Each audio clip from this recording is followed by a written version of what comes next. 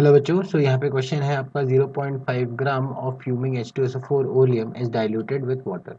The solution requires 30 ml of 0.4 NaOH for complete neutralization. Find the percentage of free SO3 in the sample of oleum. यहाँ पे सबसे पहले तो बात करते हैं आपके की कंसेप्ट पर।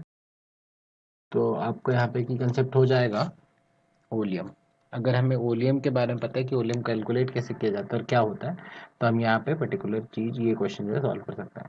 तो ओलियम होता क्या है आपका, इसमें जो है बेसिकली आपका H2SO4 होता है और इसमें जो आपका SO3 इसमें जो है मिक्सड अप रहता है। तो ओलियम का अगर फॉर्मूला देखोगे तो वो हो जाएगा H2S2O7 के बराबर, राइट। तो आप जैसे ही इसमें जो है पानी ऐड करोगे तो ये वापस से क्या होगा, ये आपका जो है H2SO सारा का सारा H2SO4 पे कन्वर्ट हो जाएगा।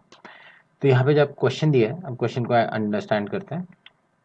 तो सबसे पहले तो आप ये समझिए कि यहाँ पे जो भी आपका इक्विवेलेंस होगा ऑफ NaOH वो आपके इक्वल हो जाएगा इक्विवेलेंस ऑफ H2SO4 के, क्योंकि यहाँ पे टाइट्रेशन चल रही है। तो यहाँ बेस के इक्विवेलेंस इक्वल टू एसिड का इक्विवेलेंस।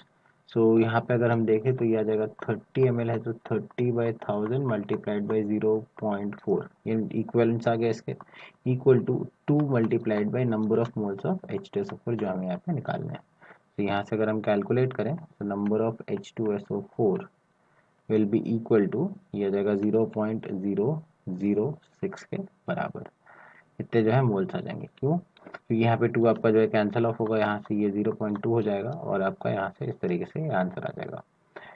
सो अब हम आगे बढ़ें तो हमें ये समझ में आया कि यहाँ पे जो number of moles of H2SO4 निकले हैं ये आपके क्या है, टोटल मोल्स है, राइट। ये दोनों जो आपके टोटल नंबर ऑफ मोल्स है जो आपके कहाँ से आया ये H2SO4, ये आपके SO3 से भी आया और आपका ओरिजिनली जो H2SO4 था उसी में भी था।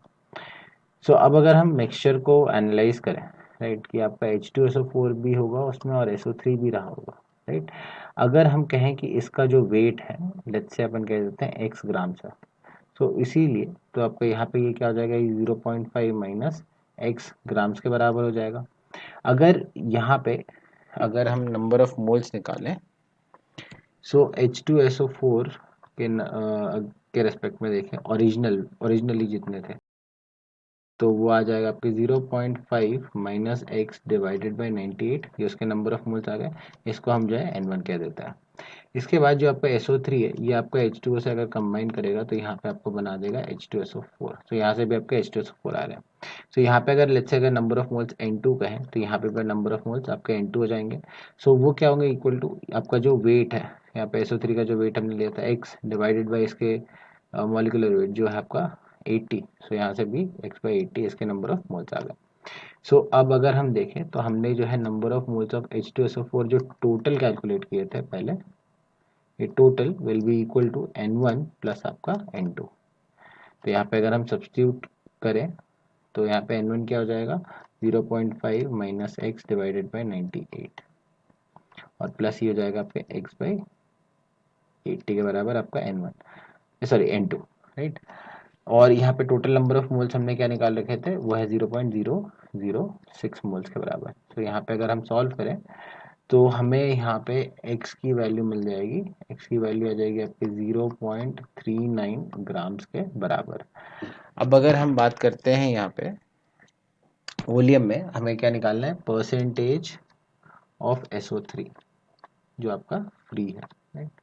तो कैसे निकालेंगे, वो हो जाएगा सिंपली आपका जो वेट होगा SO3 का वो डिवाइडेड बाय आपका जो टोटल वेट होगा, राइट, वॉल्यूम का जो सैंपल लिया वो मल्टीप्लाइड बाय आपका 100%।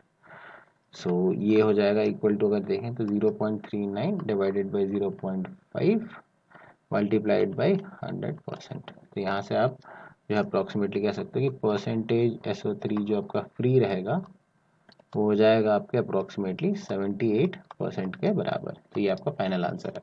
सो I hope you have understood the explanation and the solution. All the best.